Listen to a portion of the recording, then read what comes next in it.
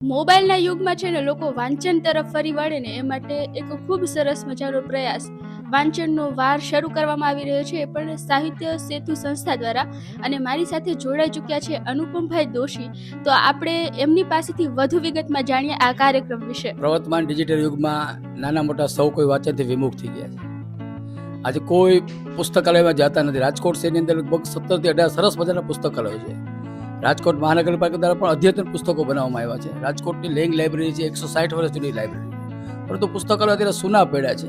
પુસ્તકો કબાટમાં કેદ થઈને પડ્યા છે. અને ખાસ કરીને યુવાન પેઢી વાંચનથી સૌ વિમુખ થઈ ગઈ. ત્યારે આવનારી પેઢી, દેશની નવી પેઢી, ભાવિ પેઢી વાંચન તરફ વળે, વાંચતી થાય. રાજકોટ શહેરમાં વાંચનની પ્રવૃત્તિને વેગ મળે, શહેરીજનો વાંચન પ્રવૃત્તિમાં રસ લેતા થાય. એટલા માટે થઈને છેલ્લા 5 વર્ષથી દીકરાનું ગરુદાશ્રમ ઢોલરા પ્રેરિત સાહિત્યિક પ્રવૃત્તિ કરતી સંસ્થા સાહિત્ય સેતુ રાજકોટ દ્વારા વાંચન જાગૃતિ અભિયાન ચલાવવામાં આવે છે. વાંચન જાગૃતિ અભિયાન અમે નાના મોટા કાર્યક્રમો કરતા હોય. ગ્રંથ યાત્રા કાઢીએ, પુસ્તક પરબ કરીએ, પુસ્તક પ્રદર્શનનું આયોજન કરીએ, પુસ્તક સારા વાચકોનું સન્માન કરીએ, આવી બધી પ્રવૃત્તિ કરતા હોય છે. પણ તાજેતરમાં અમે બધા મિત્રો બેઠા એક એવો વિચાર આવ્યો કે આપણે મહિનામાં એકવાર સાથે લોકો સમૂહ વાંચન કરીએ, સાથે બધા મળીએ, એક જગ્યાએ મળીએ, પુસ્તકો વાંચીએ, વિચાર કરીએ. નામ આપ્યું વાંચનનો વાર, મનનો મહોત્સવ. અને એના ભાગરૂપે આ કાર્યક્રમ દર મહિનામાં એકવાર કરવામાં આવશે. અલગ અલગ સ્થાનો પર કરવામાં આવશે. સમાજ જીવનના વિવિધ ક્ષેત્રના આગેવાનો પણ જોડવામાં આવશે. ઉદ્યોગપતિઓ હોય, વ્યાપારી હોય, જાહેર જીવનના આગેવાનો હોય, અખબારોના તંત્રી હોય, બધાને આમંત્રિત કરી સમાજમાં એની પણ એક અલગ મજાની એક ઇમેજ હોય કે ભાઈ આ તંત્રી સ્ત્રી આમાં રસ લે છે, ઉદ્યોગપતિ આમાં જોડાય છે, તો આપણે પણ એમાં જોડાય.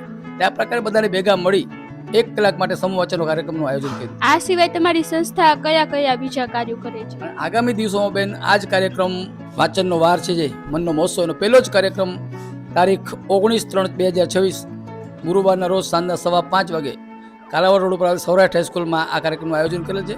રાજકોટના સૌ વાંચન પ્રેમી ભાઈઓ બહેનોને આ કાર્યક્રમમાં પધારવા અમારું સૌનું જાહેર આમંત્રણ છે. સાહિત્ય સેતુ રાજકોટની અંદર ઘણી બધી પ્રવૃત્તિ કરે છે.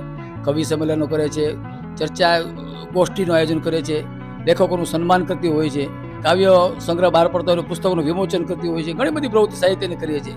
રાજકોટની ઓળખ સેવા નગરીની બેન છે. ભાવનગર કે વડોદરાની જેમ સાહિત્યક નગરીની ઓળખ નથી.